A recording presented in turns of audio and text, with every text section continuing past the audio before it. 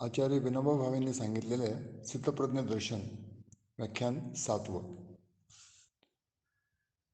ध्यायतो विषयान् पुंसः संगस्तेषूपजायते संगात् संजायते कामः कामात् क्रोधोऽभिजायते क्रोधात् भवति सम्मोहः सम्मोहात् स्मृतिविभ्रमः स्मृतिभ्रंशात् बुद्धिनाशो बुद्धिनाशात् प्रणश्यति विषयांचे करी ध्यान त्यासतो संग लागला संगातून फुटे काम क्रोध कामात ठेविला क्रोधातून जडे मोह मोहाने स्मृतिलोपली स्मृतिलोपे बुद्धिनाश म्हणजे आत्मनाशची. स्थितप्रज्ञाचे लक्षण प्रकट लक्षण जितेंद्रियता. त्याचा विस्तार मधल्या 10 श्लोकात व्हावयाचा आहे. त्यापैकी 3 श्लोकांचा पहिला विज्ञान परिच्छेद संपला. यापुढे इंद्रिय जयाचा प्रज्ञेशी काय संबंध आहे याचे अन्वय व्यतिरेकाने विवेचन केले आहे. पहिल्या 2 श्लोकात व्यतिरेकाने व पुढच्या 2 श्लोकात अन्वयाने इंद्रिय जयाची स्थितप्रज्ञेकरता आवश्यकता सांगितली आहे. इंद्रिय जयाचे तत्त्वज्ञान कथन करण्याचा येथून आरंभ होत आहे. ध्यायतो विषयान् पुंसः संगस्ते शूपजायते. ज्याच्या ठिकाणी इंद्रिय निरोध नाही, जो विषयांचे ध्यान करून राहिला आहे त्याला या विषयाचा संग लागतो. संग म्हणजे संगती, परिचय. विषयांचा संग लागतो म्हणजे विषयांचा लळा उत्पन्न होतो. मन विषयाला चिकटू लागते, त्यामुळे काम उद्भवतो. विषयांचे ध्यान, नंतर संग व त्यानंतर काम असा उत्तरोत्तर क्रम आहे. या तिन्ही वृत्तीत तसा फार मोठा फरक नाही, किंबहुना ती एकाच वृत्तीची 3 रूपे आहेत. उगमापासून मुखापर्यंत एखाद्या मोठ्या नदीची अनेक नावे असतात, तरी प्रवाह एकच असतो. त्याचप्रमाणे एकाच वाहत्या वृत्तीची ही 3 नावे आहेत. माती व मातीची वस्तू यात फरक तो काय असायचा? चिंतनाने विषयाशी परिचय होतो, म्हणजे विषय मनात साकार होऊ लागतो. माणूस मित्राच्या आग्रहास्तव जिज्ञासेने दारूच्या दुकानात गेला. पुढे मित्राच्या ओढ्यामुळे वारंवार जाऊ लागला. हा ओढा म्हणजे संग. पुढे त्या विषयात रमणीयता, सुंदरता, आकर्षकता, रस, गोडी, विरंगुळा वाटू लागतो. हाच काम. या कामातून पुढे गीता म्हणते क्रोध उत्पन्न होतो. कामात क्रोधोऽभिजायते. येथे खरी अडचण वाटते. विचारकांची या ठिकाणी फजिती झालेली दिसते. कामातून क्रोध कसा उत्पन्न होतो हा प्रश्न बिकट झाला आहे.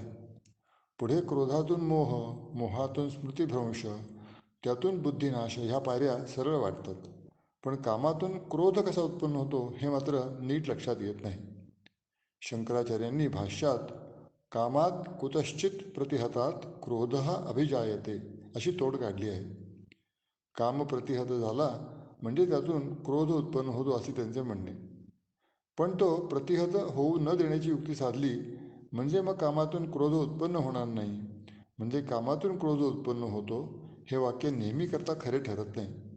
कामाला अडथळा न झाला तर या वाक्याची इमारत गडगडते. म्हणून गांधीजींनी यावर एक युक्ती काढली.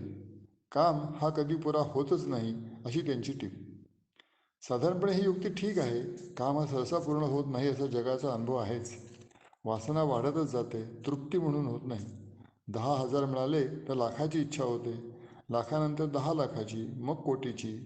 गणिताला अंत नाही, वासनेलाही अंत नाही. ययातीचे वाक्य प्रसिद्धच आहे की आहुती घातलेल्या अग्नीप्रमाणे भोगाने कामसारखा वाढतच जातो.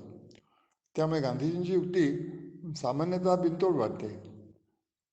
पण शंकराचार्यांची युक्ती आणि ही युक्ती जवळजवळ सारखीच आहे. कामनेला अंत नाही, तेव्हा तिला कुठून तरी अडथळा व्हायचाच. तो झाला की क्रोध आलाच असा शंकराचार्यांचा भाव. कामाला गीतेत अनल म्हणले आहे. त्याला अलम म्हणजे पुरे असे कधी वाटतच नाही.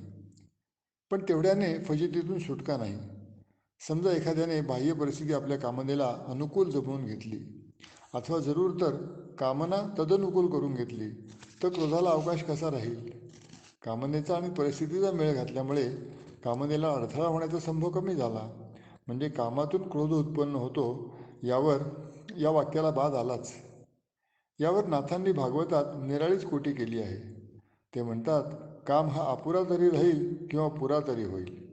अपुरा राहिला तर त्यातून क्रोध उत्पन्न होईल आणि पुरा झाला तरी तो लोभाला जन्म देईल. म्हणून क्रोध शब्दाचा अर्थ क्रोध व लोभ असा व्यापक करावा. पुढे संमोह व्हायचा तो क्रोधातून होईल किंवा लोभातून होईल. नरकाची 3 द्वारे सांगताना गीतेनेही काम व क्रोधाच्या जोडीला लोभ घातलेलाच आहे. कामातून क्रोध व लोभ उत्पन्न होतात अशी अनुभूती तर आहेच, पण हा प्रश्न सोडवण्याचा मार्ग वास्तविक वेगळाच आहे. येथील क्रोध शब्द विशेष अर्थाचा आहे हे ओळखण्याची गरज आहे. विषयांचा ध्यास लागला की संग उत्पन्न होतो व संग म्हणजे विषय साकारणे. नंतर तो कांत कमनीय म्हणजे हवासा वाटतो, हा काम. त्यातून क्रोध अवश्यम भावी म्हटला आहे, केव्हा केव्हा उत्पन्न होतो असे नाही म्हटले. म्हणून येथील क्रोध शब्द हा सामान्य अर्थाचा नाही. क्रोध म्हणजे संताप, चीड असा स्थूल अर्थ येथे नसून चित्ताचे चलन अथवा क्षोभ असा अर्थ आहे. क्रुद्ध धातूचा मूळ अर्थ तौलनिक शास्त्राप्रमाणे क्षोभ, खळबळ असाच आहे. याच्याशी समानार्थक असलेला कुप धातूचा तर क्षोभ या अर्थाने संस्कृतात प्रायः नेहमीच प्रयोग होतो. काम उत्पन्न होताच मनाची स्वस्थता ढळते, मनात अप्रसन्नता उत्पन्न होते. काम पुरा होवो अथवा न होवो, तो उत्पन्न होताच चित्ताची समता नाहीशी होते. उलट बाजूची जी परंपरा अन्वय पद्धतीने पुढे सांगितलेली आहे त्यावरूनही हाच अर्थ निघतो. ज्याने इंद्रिय जिंकली त्याला प्रसन्नता लाभते असे पुढे म्हणले आहे. त्यावरून क्रोध शब्द प्रसन्नतेचा विरोधी म्हणून येथे आला आहे असे लक्षात येते. काम म्हणजे मला अमुक पदार्थ हवा अशी मनाची तळमळ, तीच अप्रसन्नता. तो विषय मिळाल्याखेरीज मी पूर्ण नाही, त्याच्यापासून मी उणा आहे अशी निहीन भावना कामनेच्या मुळाशी असते. त्यामुळे कामनेने मन मलिन होते, त्याची निर्मलता नाहीशी होते. संस्कृतात प्रसन्न शब्द निर्मळ या अर्थी वापरला जातो. स्वच्छ पाण्याला प्रसन्नम जलम म्हणतात. जसं सिंहगडावरील देवटाक्याचे पाणी. एखादा खडा वरून टाकला तर तो तळाशी जाईपर्यंतचा त्याचा सगळा प्रवास अगदी स्पष्टपणे पाहायला सापडतो. प्रसन्नता म्हणजे अशी निर्मळता व पारदर्शकता. वाल्मिकी ज्या तीर्थावर स्नानाला गेला होता त्याच्याविषयी म्हटले आहे, अकर्दमम इदम तीर्थम सज्जनानां मनोयथा. सज्जनांचे चित्त सर्व बाजूनी मोकळे, निर्मळ आणि प्रकट असते. ज्ञानदेवाने म्हटल्याप्रमाणे कोण कोपरा नेणेची ते अकर्दम असते. कर्दम म्हणजे मळ. मळ म्हणजे पाण्याच्या बाहेरची वस्तू. तिचा रंग पाण्यावर चढला की ते गढूळ झाले. पाणी मूळचे बिनरंगी असले म्हणजे प्रसन्न असते. आत्मा स्वतःच्या मूळ स्वरूपात असला म्हणजे तो प्रसन्न असतो. त्याला बाहेरच्या वस्तूंची इच्छा होणे, तिचा रंग त्याच्यावर चढू लागणे हा त्याचा गढूळपणा, हीच अप्रसन्नता. बाह्य कामना आली की भेसळ झालीच. मग कामनेचे महत्त्व आत्म्याला वाटू लागते. तिच्यापुढे तो स्वतः गौण ठरतो, फिका होतो. त्याच्या मनाची चलबिचल होते, अशांती, तळमळ वाढू लागतो, क्षोभ होतो. हाच येथे क्रोध म्हणावयाचा. कामनेने चित्ताचे जे स्पंदन होते ते येथे क्रोध शब्दाने लक्ष्य आहे. आत्म्याचे मूळ रूप शांत, प्रशांत व निस्पंद असते. रात्रीच्या निरभ्र आणि तारकांकित आकाशाप्रमाणे. अनंत शुभगुण याच जणू येथील अनंत तारका. आत्मा परिपूर्ण व अनंत गुण असताना मनुष्याने बाह्य वस्तूसाठी का तळमळावे? बाहेरील इष्टप्राप्ती आणि अनिष्ट परिहार या जंजाळात त्याने का पडावे? याचे कारण मनुष्याच्या चित्ताला आत्म्याचे दर्शन नाही, बहिर्दर्शन मात्र आहे. बाहेरच्या सृष्टीतील सौंदर्य त्याला लोभवते, असौंदर्य त्रास देते. वस्तुतः सौंदर्य अथवा असौंदर्य बाह्य वस्तूत नाही, तेथे आकार मात्र आहे. तद्विषयक अनुकूल प्रतिकूल वृत्ती ही मुख्यतः चित्ताची करणी आहे. चित्त इंद्रियाधीन आहे. गाढवाचा आवाज आमच्या कानाला कटू वाटतो, म्हणून चित्त त्याला कटू समजते. वास्तविक तो कडूही नाही आणि गोडही नाही, तो आहे तसा आहे. आपल्या कानाला जरी तो वाईट लागला तरी गाढवाच्या कानाला तोच आनंददायी होत असेल. मला संगीताची आवड आहे, पण मी विचार करू लागतो अमुक अमुक आवाज मधुर व अमुक कर्कश. हे वास्तविक आवाजावर केलेले आरोपच नाहीत का? आवाज मी खोटा म्हणत नाही, नाहीतर मार्क्सवादी माझ्यावर उलटेल, म्हणेल ही सारी सृष्टीच कल्पनेची म्हणतो. तसे मी म्हणत नाही. सृष्टी खरीच आहे. ती मी माझ्या कल्पनेने केलेली नाही, म्हणून तर ती ईश्वराने केलेली आहे असे मी म्हणतो. पण तिच्याविषयी कल्पना मात्र माझी, अर्थात पदार्थाविषयी अनुकूल प्रतिकूल वृत्ती बनवतो. ती क्षोभास कारण होते. आत्मा परिपूर्ण आहे हे लक्षात आले तर माणसाचे चित्त संतुष्ट व प्रसन्न राहील. त्याला कशाचीही उणीव चालणार नाही. तो म्हणेल, मी बाह्य वस्तूचा हव्यास धरून व तिच्यासाठी तळमळून परतंत्र का बनू? ती वस्तू का नाही माझा अभिलाष करीत? मीच का तिच्यासाठी तळमळून आपले चित्त बिघडवून घ्यावे? ती आपल्या ऐटीत चूर आहे तर मीही माझ्या ऐटीत का चूर राहू नये? बाह्य वस्तूची अभिलाषा करीत राहिल्याने आत्म्याकडे कमीपणा येतो. त्यामुळे चित्त क्षुब्ध होते. चित्ताच्या या क्षुब्धतेलाच येथे क्रोध म्हणले आहे. क्रोधाने मनाला मूढता येते. क्रोधात भवती संमोहा. लहानपणी मी म्हणे, चांगले कचकचित रागावूनही माझी बुद्धी शाबूत राहते. क्रोधामुळे बुद्धीची समता नाहीशी होते याचीही जाणीव होत नाही. हेच बुद्धी शाबूत नसल्याचे लक्षण. मोह म्हणजे बुद्धीची सारी शक्ती नाहीशी होणे असा अर्थ नाही घ्यायचा. बुद्धीची प्रखरता जाऊन ती बोथट होणे म्हणजेच मूढता येणे होय.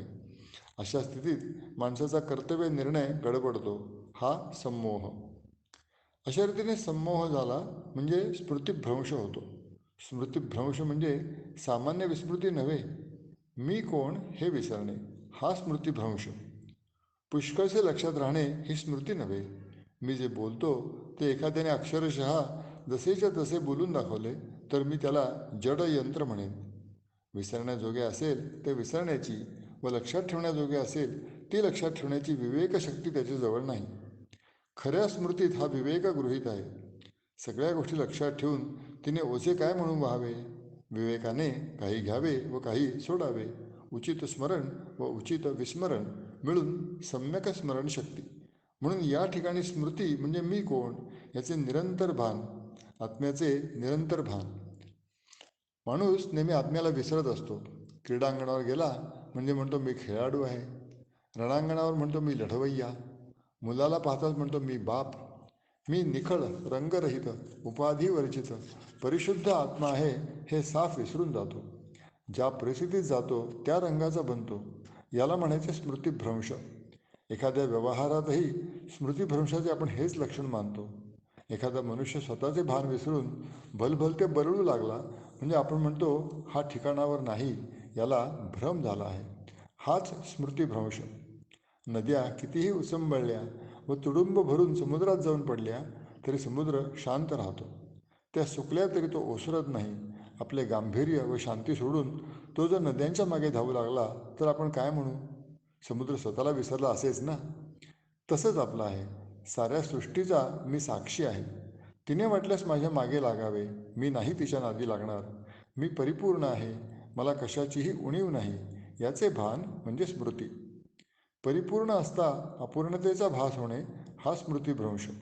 एखाद्या राजाला स्वप्नात आपण भीक मागतो असे दिसले तर तो राजा जसे आपले राजे पण भुलला तशीच ही दशा. याप्रमाणे मनुष्य स्वतःचे भान विसरला म्हणजे त्याची बुद्धी नष्ट होते, म्हणजे ती विषयाधीन होते.